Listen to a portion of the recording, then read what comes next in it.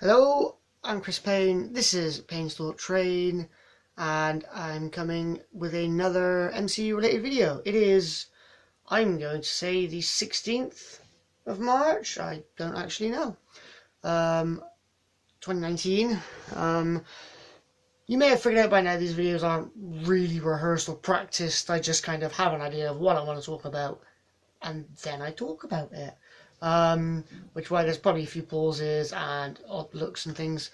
But anyway, today is going to be about Avengers Assemble. Yesterday, I watched Avengers Assemble again because I'm in a whole Captain Marvel mood. Quite a lot of little things, not necessarily tied in, but you see them in as Avengers Assemble, and then it relates over to or Captain Marvel happens and then relates. You can see things. I can't remember exactly what they were. But there are a few little things. What I mainly want to talk about is the Tesseract in Avengers Assemble. Because there are three things that I noticed whilst watching that made me piqued my interest a little bit. So in theory, this should be a short video, maybe 5 minutes. I don't know, depends how long. But number one, the thing I noticed, Infinity Stones can only be held by the most powerful of beings. Now, I don't know how quite that translates to the casing, because obviously, you know, anyone can probably touch the necklace, anyone could touch the orb.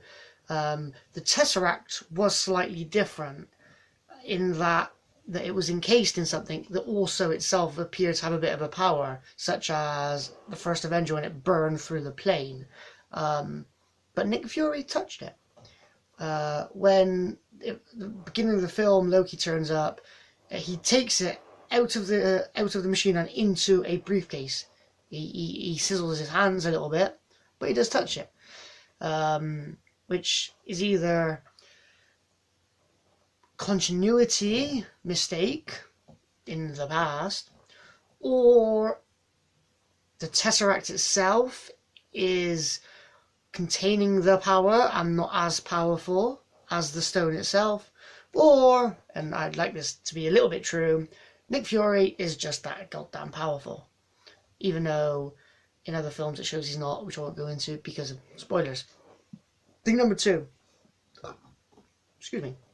Obviously in Avengers Assemble, their experiment on the Tesseract, it then creates a portal which Loki comes through. My question is how? How did the Tesseract, obviously it can create portals, but why at that moment did it just happen to create a portal next to Loki for Loki to come through? Because without spoiling it for anyone at the films, the Tesseract has been on Earth for a very long time, since before the first Avenger. So how does Loki have a connection to it? The only thing I can think of is that he has the scepter which has the Mind Stone in it. And all I can think of, no matter how far apart they are, these stones are somehow connected, which would explain how Thanos can...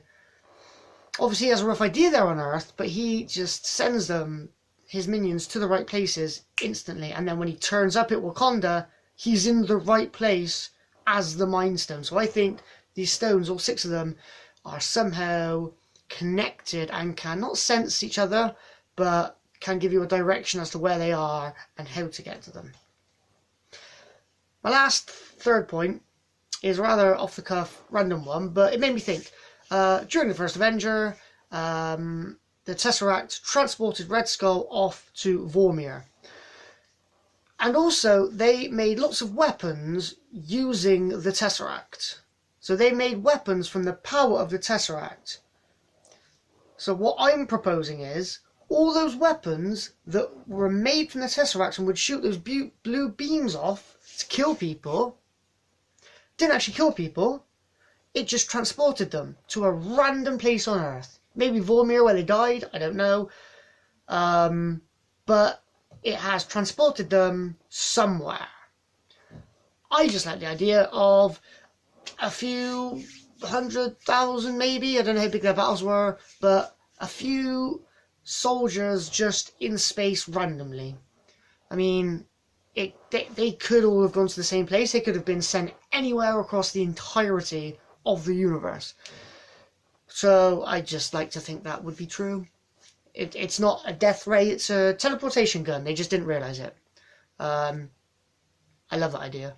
Came up with it like yesterday.